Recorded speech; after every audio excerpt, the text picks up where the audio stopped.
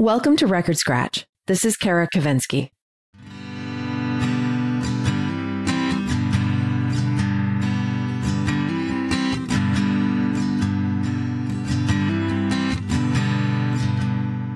Thank you for joining me today on Record Scratch with Kara.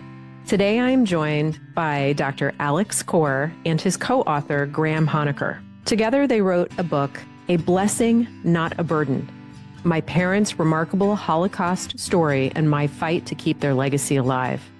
Dr. Alex Corr grew up with two parents who were both Holocaust survivors. His mother was a Mengele twin, and his father lived through 4 work camps. The last one, which was liberated by the U.S., was Buchenwald. Growing up with a mom with a number on her forearm might be a little different than most other parents. His mom founded Handel's Holocaust Museum, and according to Dr. Corr, his father's survival story is perhaps even more remarkable than his mother's.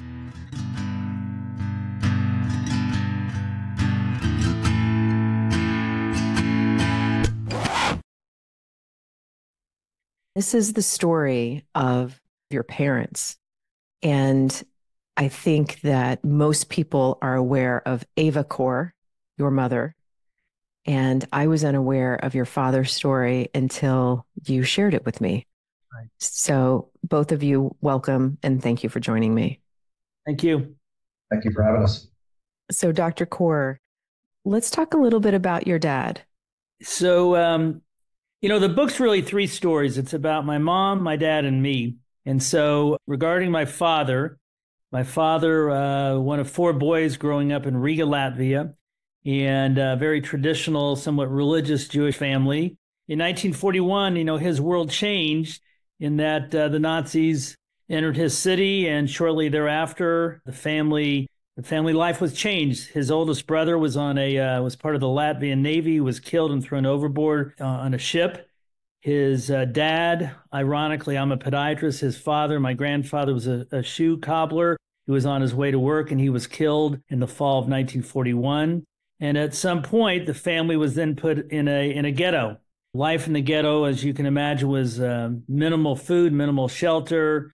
It was just a way for the Nazis to start killing people. And at one point, they divide the large group into young men and older, maybe middle-aged men that could work, children and women and elderly in another line. And one of the sad parts about the book, about my dad's story, is that he wanted to go with his mother. He was a teenager. His brothers were older, and he was the youngest of 4. And his mother pleaded with him, "No, you go with your older brothers." And my dad wanted to go with his mother. Eventually, she went out, and he went to the side of the ghetto with his brothers. And shortly thereafterwards, November 30th and December the 8th, 1941, there was a massacre, and my grandmother was killed in the Rumble of Forest. There's a memorial there now where actually Graham and I were this summer. And my dad always had, if he were telling the story now, he always would cry because he always had kind of survivor's remorse. So then he was with his 2 brothers. One brother killed a Nazi and escaped to the future land of Israel. So the majority of the next 4 years, my dad was with his brother Leo. One of the interesting parts about the story, which again, nobody knows my dad's story, is that toward the end of the war, April of 1945, my father and my uncle Leo were on a death march. Nazis were, if you stepped out of line or if you limped or fell, you were killed. So my dad said, well, they're going to kill us anyway. So he made a run for it, and they shot at him.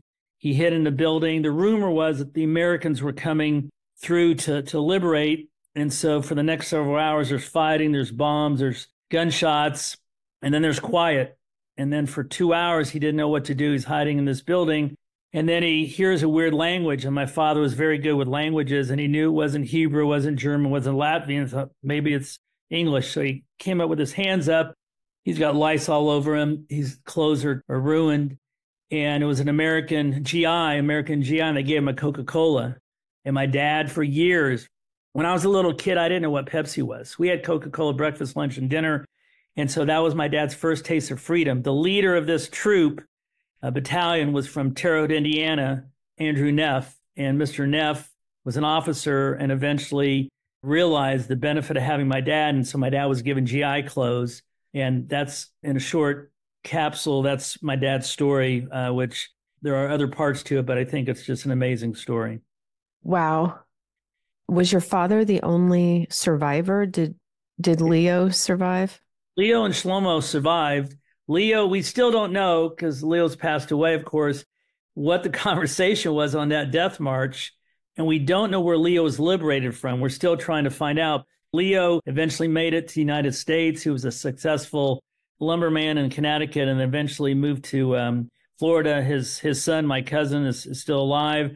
And then Shlomo went to Israel and became a very, very successful newspaper man with Mahariv, which is an Israeli newspaper. His son, my cousin Avshalom, is essentially like the Anderson Cooper of Israel. He's on TV and radio every day. So, I have my uncle Shlomo had 3 kids, and then my uncle Leo has 1 son. So I have some cousins. Oh, good. Your mother's story is well documented. Ava Kor, how did they meet? And then what was life like for you as a child growing up with these parents, with these unimaginable circumstances in life? So as I mentioned, my father was essentially liberated by Lieutenant Colonel Andrew Neff. My father eventually came to Terre Haute, finished high school, went to college, and ended up getting a pharmacy degree from Purdue. My mother, along with my mom's twin, my aunt, eventually made it to Israel. They were in the Israeli army for the 1956 war. And so in 1960, my father went to visit his brother Shlomo. There was no internet dating. My mom's twin had just been married. So at the age of 27, my mom felt like an old hag. She had been in a relationship and was hurt because the mother of the guy she was dating wanted my mom to have a big family. And my mom had no family. She lost over 119 family members in the Holocaust. So my uncle Shlomo, being a newspaper man, put a personal ad in the paper in Mahariv. My mom saw the ad. They met. My mom spoke no English. My dad's Hebrew was worse. On the 3rd date, my dad asked my mom a question. She said yes. He pulled out a ring, and they were engaged. And so shortly thereafterwards, they had a ceremony in Israel on Dizengoff Street at a synagogue. My dad was already working as a pharmacist, came to Terre Haute. And so eventually my mom joined him, and they had another ceremony in Terre Haute. And, my mom went from Transylvania, where she was from, to Tel Aviv to Terre Haute.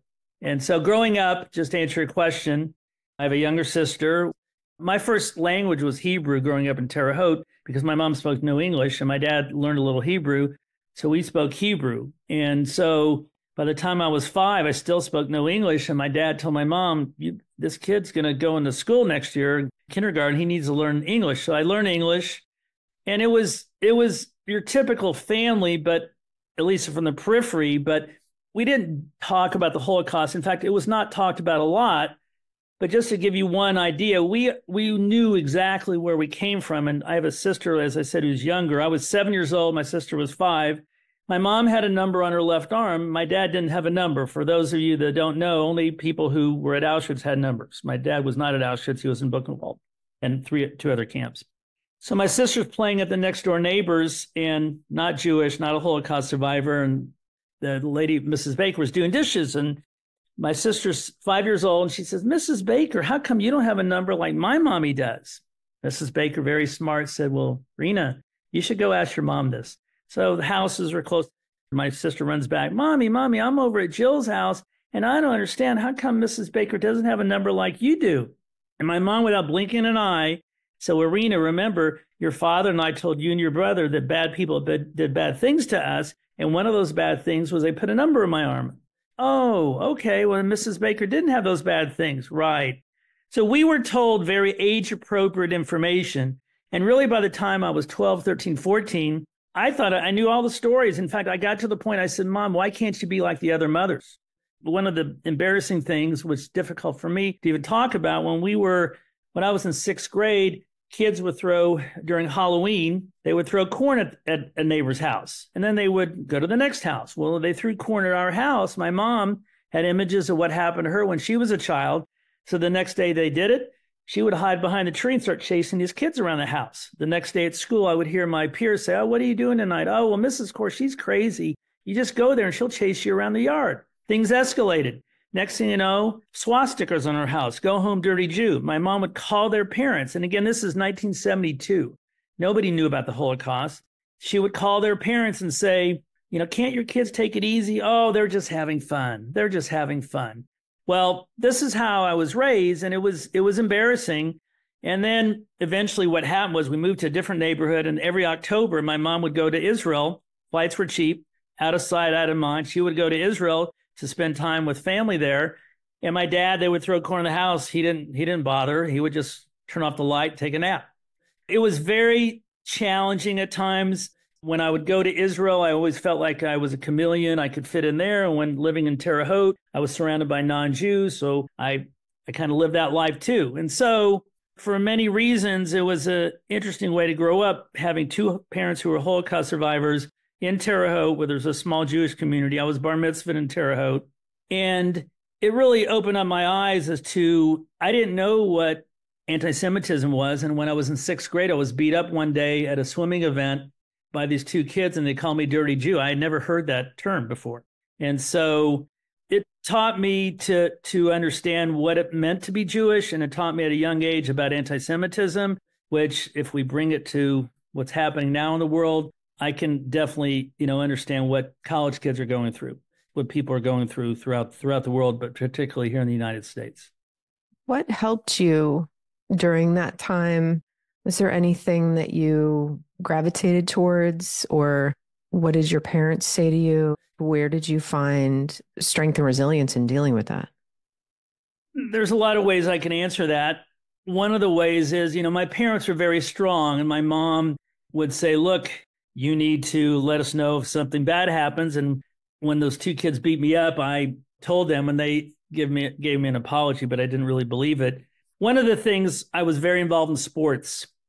And so I don't know if it was an escape, but I wanted to play basketball and play tennis. And so I really became more and more involved in sports. And this allowed me maybe some credibility. Maybe some of the kids thought, well, he's an athlete or possible athlete. But I think it was just the fact at this age, knowing that my parents survived something terrible, I could at least tolerate what was going on at school. I never thought of it as a big negative. I just thought it was part of being Jewish. I mean, I didn't know anything different. And so it wasn't like it was a constant, I did well in school. My sister did well in school. So we just absorbed ourselves into life in Indiana. And eventually, the story unfolds in the book. Years later, some of the kids that did these terrible things to our family have apologized. And I had breakfast with a guy here living in central Indiana who was one of those kids a couple months ago, and he apologized. And so for me, kids are kids and ignorance is ignorance, and they didn't really know what nerve they were hitting with my mom. And obviously it really defined my childhood, but it also taught me to persevere and to be stronger, that I could overcome anything. So it was more the fact that my parents had overcome being in concentration camps that led to my strength and perseverance to not let these things at school in any way affect me negatively. That is incredible. And that's also great advice for students today and how they cope with it. Tell me about your relationship, Graham, and how you came to collaborate. You do a really beautiful introduction to the book to explain some of this, but I'd like to talk about working together on this book and what that was like for you. Karen, thank you for having us. Alex and I met about 10 years ago. In my role as a development officer here at Butler, I went out to Baltimore, where he was living at the time, to see him. From the start, we just developed a strong rapport. I had researched a lot about his mom. I didn't know about his dad when I met him, but we talked for 3 hours that night around the Holocaust and college basketball, which we're both big fans of. And he told me that night that his mother had spoken all over the world, and she was still speaking all over the world at the age of 79, but that she had never spoken at Butler. Long story short, a couple months later, she became our honorary degree recipient, commencement speaker, gave an unbelievable talk at Butler that day. As our friendship grew, so did our collaboration of trying to honor his parents. We established a scholarship in his mother's name at Butler. We worked with one of our good friends, Ted Green, on a documentary on Eva Core's life.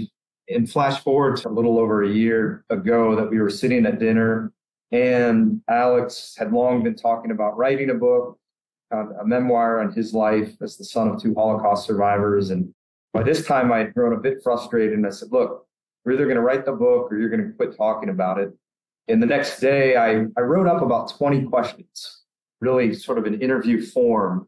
And I sent them to Alex, and he responded. And that was really the genesis of starting the book. And we started progressing forward with it. And here we are a year later and on your podcast. That's a very expedited timeline. I'm sure that the events of last October helped to get that going. Did you feel a sense of urgency when that happened? We did start in August. Graham deserves a lot of credit for the organization of the book and the way it was set up. But yeah, we're writing, and all of a sudden, October 7th happens. I was at Dachau concentration camp en route to speaking about my mom's forgiveness and Holocaust at an event in Serbia. So yeah, October 7th changed at least the urgency, because from my perspective as a child of two Holocaust survivors, unfortunately, as time goes on, there are less and less Holocaust survivors. And I also find that a lot of 2Gs, 3Gs, 4Gs aren't involved perhaps as much as I am. My thought is, if not now, then when? If not us, then who? Meaning that it's even more important to let the world know what happened. And unfortunately, it has repeated itself.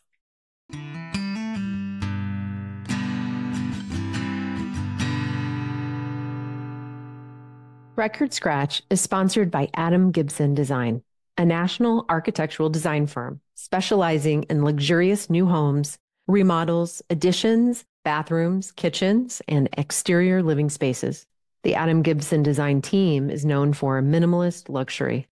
Their designs incorporate clean lines, infusion of natural light, warmth, and efficient use of space. They design timeless and healthy environments for longevity. Visit adamgibsondesign.com to learn more. Adam Gibson Design. Design for living.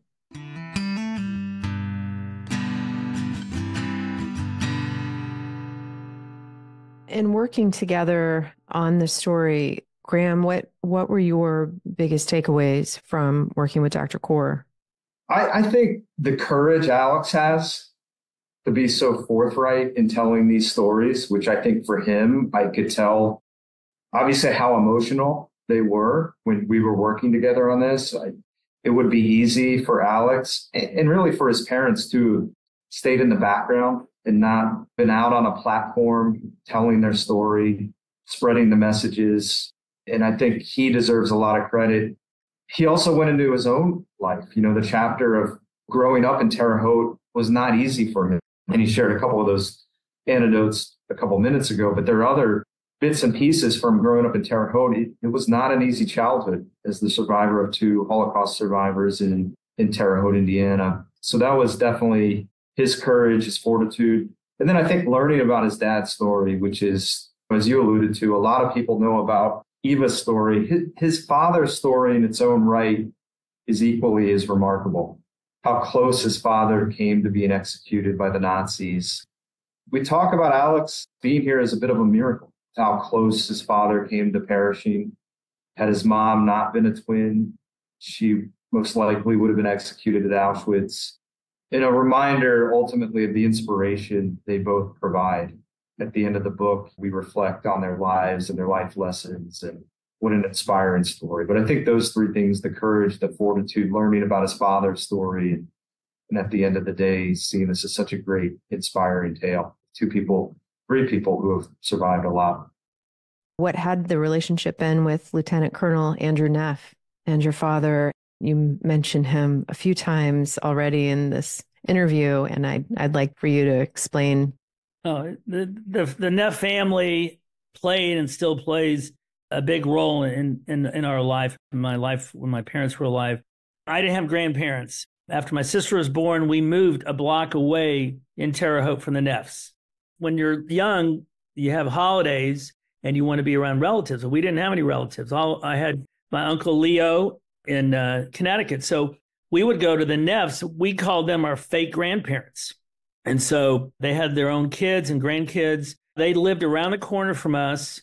I would go over there and my dad would play the piano. That's where he learned how to play the piano. They would babysit us. And they played a big role in our life when, as time passed on, I don't remember when Mr. Neff passed away, but Mrs. Neff lived into her 90s, and my parents 10 years ago, they would go visit Mrs. Neff in a nursing home, and periodically I would go there as well.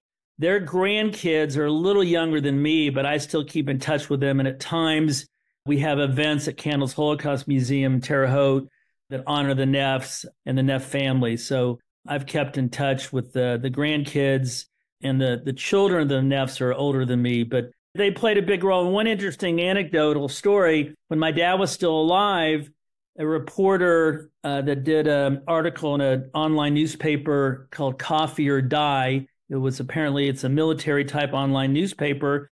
She does an article about my father, and it appears in May of 2021.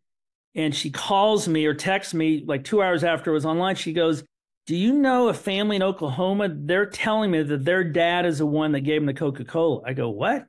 And it was right toward the end of the pandemic. And I'd been going through my dad's stuff. And I kept on seeing these letters from a gentleman by the name of Wendell Knox from Oklahoma. Well, same family. Mr. Knox would come to Terre Haute to see my dad. I've stayed in touch with them. And they have pictures of my dad and Mr. Neff taken by Wendell Knox. And we're planning hopefully to do a book event in Oklahoma City where they live. It's just amazing how these stories continue to develop well after the fact. Wow. And let's talk about the Candles Holocaust Museum. When did that open? So my mother, it opened, to answer your question, in 1995. My mom's twin died in 1993. We had accumulated artifacts and different records from Auschwitz about the Mengele lab experiments, and our garage was full of these things. And so my aunt died in 1993, and my mom wanted to do something in my aunt's memory. And so my mom was in real estate. She found a building on a major thoroughfare in Terre Haute, bought the building. It was a travel agency, converted it into a museum. And literally the pictures were everything was neat, was thumbtacks and Scotch tape, but it was a very grassroots effort at a museum. As some people might know, a white supremacist burned down the building November of 2003. By this time it had grown, had taken over majority of the building. And there were some efforts or thoughts to move the museum at that time after it was burned down in Indianapolis. But my mom was adamant that, if they moved the museum, the arsonists had won out. So funds were raised, and the building that was reopened and ran reopening in 2005. And so it's a thriving museum. When my mom died in July of 2019, during our trip at Auschwitz, it was in Krakow where she died. So we're thriving. We have a good organization now, and I would encourage anyone that's listening to this to visit Candles Holocaust Museum. We have a hologram where you can interact with my mom. Believe it or not, it's a unique story. And you can also learn about my dad. And also there's another survivor from Germany who ended up in Terre Haute, Walter Summers. So there were 3 survivors. It's the only museum in the world dedicated to the Mengele twins. So what is next with you and the promotion of the book? So you're doing readings. How is this going, and how can I help? Well, I think this is a great help right here, promoting us on your podcast. I think there's so many elements for people to get something out of this book. Obviously, if you want to learn about history and the Holocaust, it's there. If you want to be inspired, it's there. We put in 8 life lessons for the core family that I think anybody can take something from those. But probably the biggest element is Eva Core's forgiveness. And what we've said is none of us can really relate to being a Holocaust survivor, but all of us can relate to the challenge of trying to forgive someone in our lives. And if you know anybody, if your listeners are struggling to forgive themselves or know someone struggling to forgive, I think this book is a really positive foundation to read and to realize that if Eva Kor could forgive the unforgivable, we can all find a way in our hearts to forgive somebody in our lives who we think we've been wronged by. I'd also add, and Alex and I we're delicate when we say this, the book has a lot of humor in it. Alex's parents were really, really funny people.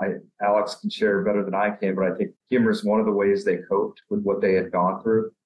And there's a lot of light moments, ironically, in a book around the Holocaust that I think people would enjoy as well.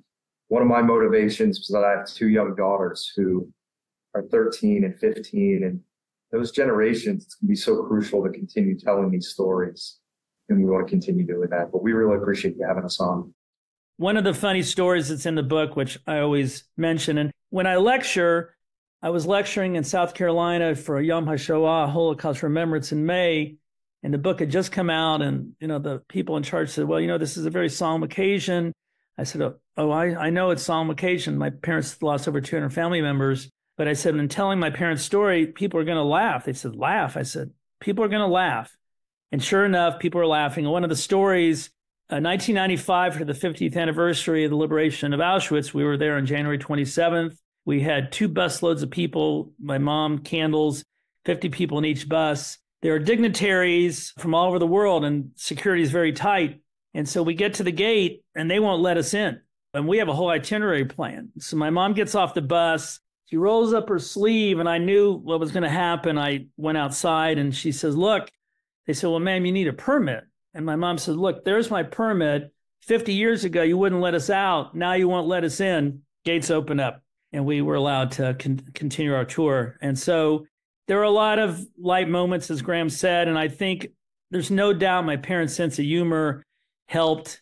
My dad would tell people, I don't talk about the Holocaust. An hour and a half later, he would still be talking, and he would say, well, it's like a faucet that you can't turn on, and once you turn on, you can't turn it off. My father died over about an 18-month period of time where I saw him every day in the hospital, some good days and some bad days, and I told him I was going to write a book telling a story. He said, well, nobody will buy the book, Alex. I said, well, I think people, he was so humble, and he always wanted to take a back seat to my mom. So at the end of the day, how can you help us? Hopefully people will buy the book, read the book, and kind of pass on the life lessons and the messages. And as Graham said, in these times, it's so important for people to understand the past. So hopefully the future doesn't repeat the past. I'd also encourage your listeners to go visit the Candles Museum in Terre Haute. Think about all the legacies the Kor family has left. It's a bit improbable. I'd like to ask one more question about forgiveness, Alex. When your mom, I know it was controversial, understatement, when she came out that she forgave the Nazis. How old were you when she did that? I was in my 30s, and it was a process that people need to understand. My mom was not a very forgiving person prior to this. But as I mentioned earlier, and I'll kind of talk you through the process, very short, concise fashion. My aunt died June 6, 1993, and my mom never really had an opportunity to mourn, could not go to the funeral because my relatives in Israel wanted her to be buried that day, more traditional Jewish way of doing it.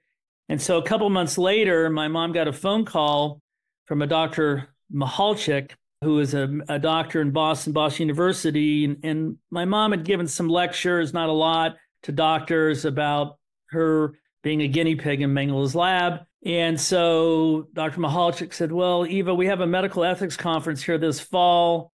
You as a Mengele twin, would you want to come to lecture? And my mom said, I love lecturing to doctors, sure. And he said, well, I have one other request. Maybe you could find one of those Nazi doctors to bring with you to the conference. And my mom liked to joke even in this situation. And she said, well, Dr. Mihalchik, I'm not sure where I could find one of those guys. The last time I looked, they were not advertising in the yellow pages.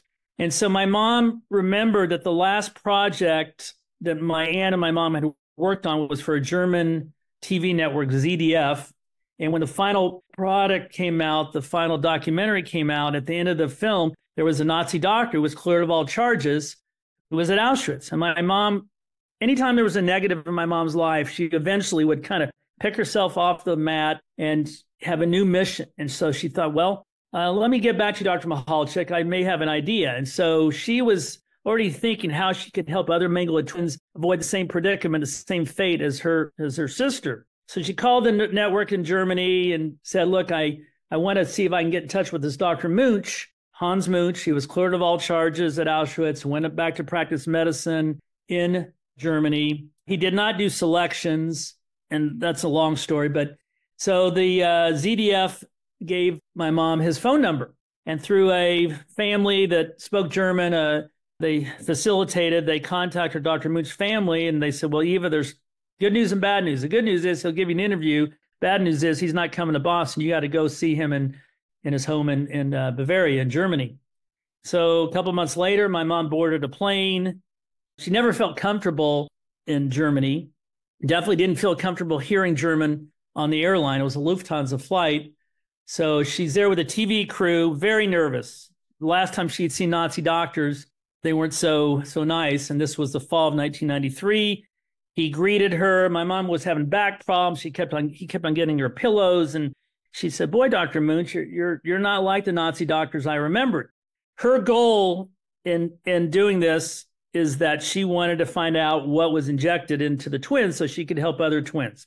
With great disappointment, Dr. Munch says, Eva, I don't know what was injected. Mengele kept everything to himself, but I have nightmares too. My mom said, what do you mean you have nightmares? Well, I have nightmares because I saw the gas chambers. And my mom was always a quick thinker. And she said, well, tell me about the operation of the gas chamber. Periodically, he would stand outside the little peephole, and once the body stopped moving, he would sign one death certificate. He went on to describe it. And my mom, this was 18 months or so before the 50th anniversary of the liberation of Auschwitz, 1995. My mom thought very quickly, Dr. Munch, would you come with us to Auschwitz to document the Holocaust as a Nazi doctor? This would be very important for all the revisionists and the people that said the Holocaust did not occur. And without blinking an eye, he said, yes, I'll come. So my mom came back to Terre Haute thinking, how could she thank him? She went to the local Hallmark store at Meadow Shopping Center in Terre Haute, looking for a thank you card for a Nazi doctor. After 2 hours of looking, couldn't find anything. My parents didn't drink a lot. My mom went to a liquor store. Nothing seemed appropriate. So for many, many months, she would think, how could she think of a way to thank him for going out of his way to document the Holocaust as a Nazi doctor? Then one day she thought, from one person to another, from me, the Mengele twin on the floor trying to survive, to an almighty Nazi doctor, I'll write him a simple letter of forgiveness. I'll forgive him. This is the highest honor I could give him. So she went to a professor at Indiana State University, where she graduated from, to work on her English, because she was very concerned that her grammar would be wrong, that if this document was ever seen, she didn't want to have any mistakes. And the professor said, well, Eva, this letter is perfect, but you're forgiving the wrong person. You need to forgive Mengele. And my mom said, no. I want to forgive Dr. Munch to thank him. So January 27, 1995, Dr. Munch knows nothing about this. He says his piece. He shows remorse. He documents the Holocaust. My mom surprises him. It's on video. I forgive you. This is the highest honor. And from that point on, she felt like she no longer had this chip on her shoulder. She no longer had this hate in her heart. She felt healed. And I can remember, and there was a press conference, a reporter from Europe said, well, you're forgiving Dr. Munch. What about Dr. Mengele? My mom, this was on January 28th. And my mom didn't realize at that point what the healing process was. But shortly thereafter, by spring, summer of 1995, she was talking about forgiving Mengele. She was talking about forgiving her parents, talking about forgiving herself. And so that led her down the path to forgiveness. So hopefully not too long an answer, but I need to be complete because people misconstrue my mom's forgiveness and misconstrue the relationship between my mom and Dr. Munch. What a powerful answer, and forgiveness is powerful. Thank you both so much for joining me. Best of luck with A Blessing, Not a Burden by Dr. Alex Corr and Graham Honecker. The description on the cover is my parents' remarkable Holocaust story and my fight to keep their legacy alive. if I could add, the proceeds go equally to Candles Holocaust Museum and the scholarship that Graham mentioned in my mom's name at Butler. So we're trying to help by supporting both efforts.